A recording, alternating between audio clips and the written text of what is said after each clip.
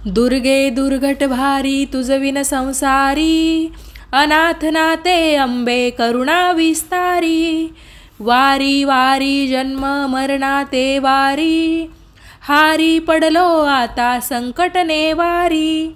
नमस्कार मंडळी, मी शीतल आणि तुम्ही पाहताय दिल्लीकर मराठी। कोणत्याही मंगल कार्याची सुरुवात असो किंवा कोणत्याही व्रताची पूजा मांडणी असो, सर्वात प्रथम आपण मंगल कलशाची स्थापना करत असतो। कारण कोणत्याही पूजेचा आत्मा किंवा प्राण आपण ज्याला म्हणतो तर तो असतो त्या पूजेतला मंगल कलश। फक्त भगवान शिवशंकरांच्या नावाने जे काही व्रत केलं जातं किंवा त्यांच्यासाठी जी पूजा केली जाते त्यामध्ये शक्यतो मंगल कलशाची स्थापना होत नाही, नाहीतर प्रत्येक पूजा अर्चांमध्ये मंगल कलशाला विशेष स्थान आहे। आजच्या व्हिडिओमध्ये मी तुम्हाला नवरात्रीमध्ये कुलदेवीचा मंगल कलश कसा स्थापन करावा याची संपूर्ण माहिती देणार आहे। मंगल कलशाच्या बाबतीत बऱ्याचशा जणांच्या मनात खूप सारे प्रश्न आहेत, त्यानुसार कमेंट्ससुद्धा मागच्या व्हिडिओमध्ये आलेल्या आहेत। तर आजच्या व्हिडिओमध्ये आपण मंगल कलशाची संपूर्ण माहिती जाणून घेऊया। व्हिडिओ शेवटपर्यंत पहा, म्हणजे योग्य ती माहिती तुमच्यापर्यंत पोहोचेल। तुमच्या मनामध्ये कोणत्याही प्रकारच्या शंका राहणार नाही। या व्यतिरिक्त तुम्हाला जर अजून काही विचारायचं असेल तर व्हिडिओच्या कमेंट्स बॉक्समध्ये ते विचारू शकता। आणि हा व्हिडिओ पाहत असताना सर्वांनी कमेंट्समध्ये लिहा ओम कुलदेवताय नमः। चला तर मग व्हिडिओला सुरुवात करते। मंडळी, घटस्थापनेच्या दिवशी म्हणजेच नवरात्रीच्या पहिल्या दिवशी सर्वात प्रथम आपल्याला कुलदेवीच्या नावाने मंगल कलश स्थापन करून नंतरच संपूर्ण घटस्थापना पूजा मांडायची असते। बऱ्याच जणांच्या देवघरामध्ये सुद्धा मंगल कलश असतो, तर हा कलश सुद्धा आपल्या कुलदेवीच्या नावाने ठेवलेला असतो। इतर वेळा आपण जे काही व्रत करतो किंवा काही सणवार साजरे करतो त्यामध्ये जर आपण काही पूजा मांडणी केलेली असेल तर ती कलश स्थापना आपण फक्त त्या पूजेपुरतीच मर्यादित ठेवतो। ज्या वेळेस आपण ती पूजा काढतो तेव्हा मंगल कलशातलं जे पाणी आहे ते सुद्धा ओतून देतो आणि नारळ सुद्धा प्रसादाच्या स्वरूपात खात असतो। पण कुलदेवीचा जो मंगल कलश असतो तो आपल्याला आपल्या देवघरामध्ये कायमस्वरूपी ठेवायचा असतो, नाहीतर आपलं जे देवघर आहे ते अपूर्ण मानलं जातं। तर प्रत्येकाने आपल्या देवघरामध्ये मंगल कलशाची स्थापना अवश्य करायला हवी। ज्यांच्या देवघरामध्ये अजूनपर्यंत कुलदेवीचा मंगल कलश नसेल पण त्यांना आता तो स्थापन करायचा असेल तर नवरात्रीसारखी दुसरी संधी कोणतीच नाही। इतर वेळा म्हणजे नवरात्री सोडून तुम्ही मंगळवारी किंवा शुक्रवारी सुद्धा याची स्थापना केली तरी सुद्धा चालते।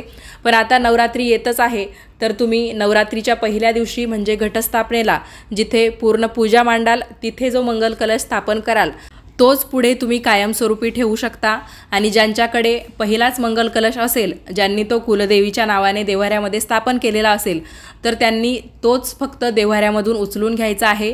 जिथे तुम्ही घटस्थापना करणार आहात तिथे तुम्ही तुमच्या कुलदेवीच्या शेजारी किंवा मग तिच्या समोर जी जागा असते तिथे तुम्ही तो स्थापन केला तरी सुद्धा चालतं। आता ज्यांना नव्याने नवरात्रीमध्ये कुलदेवीच्या मंगल कलशाची स्थापना करायची आहे त्यांनी कशी करावी हे मी तुम्हाला दाखवते। मंगल कलशाची स्थापना करण्यासाठी आपल्याला वेळ आणि साहित्य सुद्धा जास्त लागत नाही। त्यासाठी सर्वात प्रथम आपल्याला एक घट म्हणजे तांब्या लागणार आहे। कोणत्याही धातूचा तांब्या चालेल, तांब्याचा असेल, पितळेचा असेल, चांदीचा असेल किंवा मग अशा पद्धतीने स्टीलचा असला तरी सुद्धा चालेल।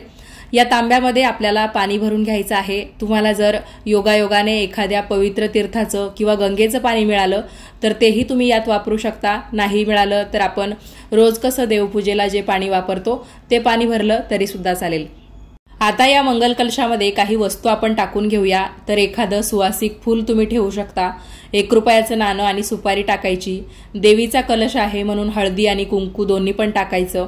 त्याचबरोबर 11 किंवा 5 या संख्येमध्ये तुम्ही अखंड तांदूळ म्हणजे अक्षता सुद्धा टाकू शकता। तर अशा पद्धतीने या वस्तू पाण्यामध्ये आपल्याला टाकायच्या आहेत।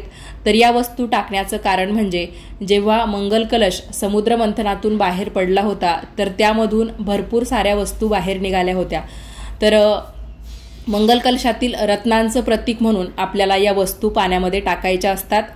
त्याचबरोबर या कलशावर आपल्याला म्हणजे कलशाची जी बाजू तुम्ही पुढून करणार आहात तर तिच्यावर तुम्हाला हळदी कुंकवाने किंवा फक्त कुंकवाने स्वस्तिक काढून घ्यायचं आहे।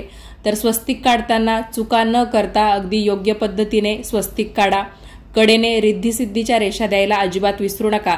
आणि जी बाजू परत रिकामी राहील तर त्या सर्व बाजूंना तुम्हाला हळदी कुंकवाची बोटं लावून घ्यायची आहेत। सर्व बाजूंनी तुम्ही थोडंसं हळदी कुंकू ओलं करून त्या कलशावर म्हणजे तांब्यावर लावून घ्या। कलशामध्ये आपण ज्या काही वस्तू टाकल्या तर त्यांचा अर्थ काय आहे, त्या का कलशामध्ये टाकल्या जातात, या सर्व बारीक सारीक गोष्टींची माहिती देऊन हा व्हिडिओ मी तुमच्यापर्यंत पोहोचवण्याचा प्रयत्न करत आहे। कारण बऱ्याच वेळा तुमचेच प्रश्न असे येतात की कलशामध्ये ही वस्तू का ठेवली, त्या वस्तूचा अर्थ काय। तर ह्या सर्व तुम्हाला माहिती असायला हव्या, त्या वस्तू ठेवण्याचं कारणही तुम्हाला माहिती असायला हवं, म्हणून अगदी सविस्तर व्हिडिओ मी तुम्हाला देण्याचा प्रयत्न करत आहे। यानंतर कलशाला आपल्याला एक लाल रंगाचा कलावा बांधून घ्यायचा आहे, ज्याला आपण रक्षासूत्र सुद्धा म्हणतो। ज्यांना असा धागा मिळणार नाही त्यांनी काय करायचं, कच्चा दोरा जो असतो, कच्चा धागा पांढऱ्या रंगाचा, तर त्याचे 5 पदर तयार करून घ्यायचे। या धाग्याला तुम्ही हळदी कुंकू लावून घ्यायचं, म्हणजे हा जो धागा आहे तो लाल पिवळ्या रंगाचा तयार होईल आणि नंतर तो तुम्ही कलशाला बांधू शकता। वासुकी नागाचं प्रतीक म्हणून हा धागा कलशाला बांधला जातो। यानंतर आपल्याला 5 पानं या कलशामध्ये लावून घ्यायची आहेत। तर विड्याची पानं किंवा आंब्याची पानं यांना जास्त महत्त्व आहे। चैतन्याचं प्रतीक म्हणून कलशामध्ये 5 प्रकारची 5 पानं किंवा कोणत्याही एका प्रकारची 5 पानं लावली जातात। तर बऱ्याचशा वेळा विड्याच्या किंवा आंब्याच्याच पानांचा वापर होतो, पण तुम्हाला जर काही कारणांमुळे मिळाली नाही तर तुम्ही 5 प्रकारच्या 5 झाडांची पानं या कलशामध्ये लावू शकता। आंब्याचा डायरेक्ट डगळा तुम्ही यामध्ये ठेवला तरी सुद्धा चालेल, काहीच हरकत नाही। तर अशा पद्धतीने विड्याची पानं लावून घेतलेली आहे, त्यांचा अर्थ काय हे सुद्धा मी तुम्हाला सांगितलं। आता मंगल कलशामधली सगळ्यात महत्त्वाची वस्तू म्हणजे श्रीफळ किंवा नारळ। कलशावर नारळ ठेवण्याचे तसे वेगवेगळे अर्थ आहेत।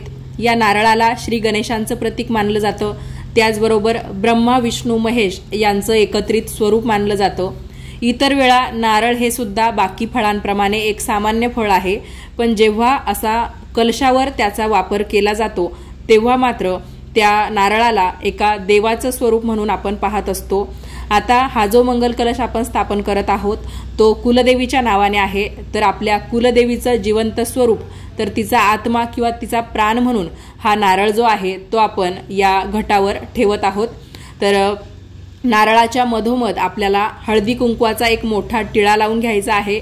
बरेचसे जण नारळावर जे म्हणजे देवीचे दागिने असतात किंवा जे अवयव दिसतात, जसं की डोळे असतील, नाक असेल, नाकातली नथ असेल, तर अवयवांचा किंवा अलंकारांचा सुद्धा वापर करतात। तुम्हालाही ते करायची इच्छा असेल तर तेही करू शकता, किंवा मग तुम्हाला जर हळदी कुंकवानेच काही सजावट करता येईल देवीच्या स्वरूपाची, तशी करायची असेल तर तशी सुद्धा करू शकता, काहीच हरकत नाही।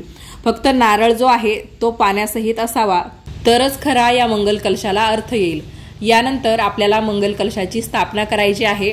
तर जिथे तुमची घटस्थापना होणार असेल त्या देवीच्या समोर किंवा मग देवीच्या कोणत्याही एका साईडला तुम्हाला एक पाट किंवा चौरंग ठेवायचा आहे, किंवा जशी तुमची पूजा मांडणी असेल तिथे एका आसनावर तुम्हाला लाल रंगाचं वस्त्र अंथरून घ्यायचं आहे आणि त्यावर धान्याची गोलाकार किंवा स्वस्तिक पद्धतीने रास करून घ्यायची आहे। तुम्ही धान्याने स्वस्तिकही काढू शकता किंवा अष्टदल कमळ काढलं तरी सुद्धा चालतं, किंवा मग अशा पद्धतीने गोलाकार रास ठेवली तरी सुद्धा चालेल। तर धान्यामध्ये तुम्ही गहू किंवा तांदूळ वापरू शकता। तर धनधान्याचं प्रतीक म्हणून धान्य इथे ठेवलं जातं आणि त्याच्यावर आपल्याला हळदी कुंकू वाहून घ्यायचं आहे। सुख समृद्धीचं प्रतीक म्हणा किंवा धनधान्याचं प्रतीक म्हणून कोणतंही एक धान्य कलशाच्या खाली ठेवलं जातं आणि यानंतर कलशाचा मंत्र म्हणत म्हणत आपल्याला हा मंगल कलश आपल्या कुलदेवीच्या नावाने स्थापन करायचा असतो। तर कलश स्थापनेचा मंत्र कोणता आहे हे मी तुम्हाला सांगते, तसा बऱ्याचशा व्हिडिओमध्ये सांगितलेला आहे। आज या व्हिडिओच्या निमित्ताने परत सांगते, स्क्रीनवर सुद्धा देते। कलशस्य मुखे विष्णू कंठे रुद्रा समाश्रिता मूले तत्र स्थितो ब्रह्मा मध्ये मातृगणा स्मृता।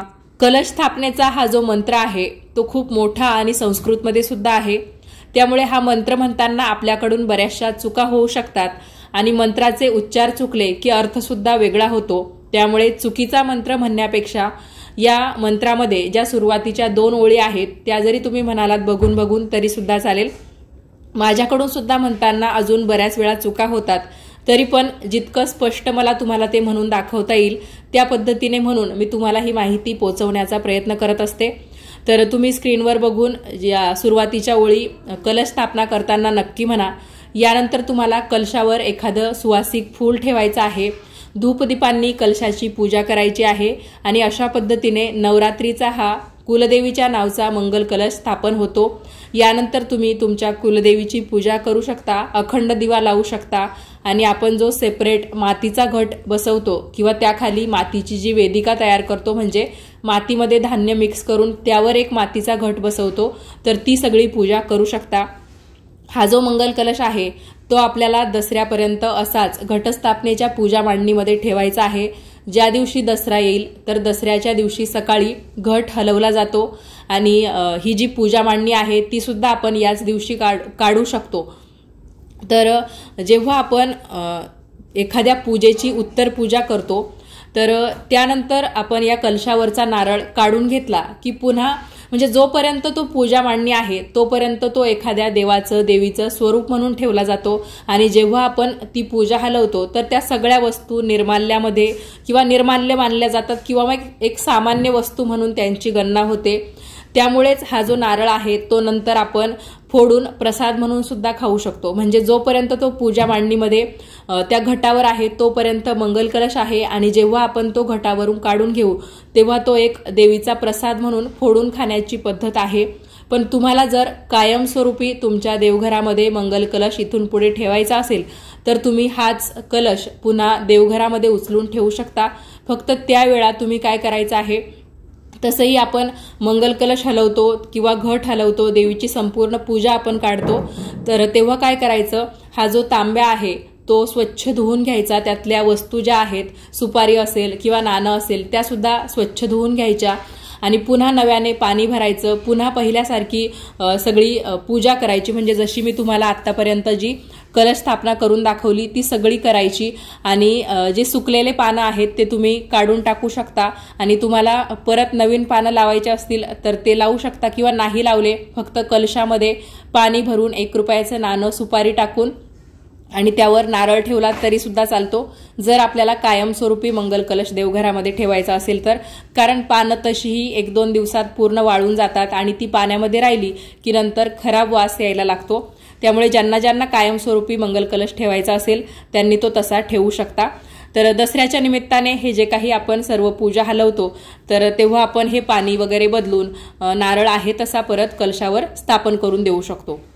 देवीसमोर जर तुम्हाला दसऱ्याच्या दिवशी नारळ वाढवण्याची म्हणजेच एखादा नारळ फोडण्याची इच्छा असेल तर त्यासाठी मग तुम्ही दुसरा नारळ घेऊन या आणि तो देवीसमोर वाढवा आणि थोडासा प्रसाद देवीला ठेवून बाकी जो प्रसाद आहे तो तुम्ही तुमच्या घरातल्या सर्व मंडळींसह खाऊ शकता। तर मी तुम्हाला आजच्या व्हिडिओमध्ये मंगल कलशाची जी माहिती दिली ती तुम्हाला कशी वाटली कमेंट्स करून कळवा। याच पद्धतीने तुम्ही सुद्धा स्थापना करू शकता। व्हिडिओ आवडला असेल तर व्हिडिओला जास्तीत जास्त लाईक करा, शेअर करा आणि असेच छान छान माहितीपूर्ण व्हिडिओज पाहण्यासाठी आजच दिल्लीकर मराठीला सबस्क्राईब करा। धन्यवाद।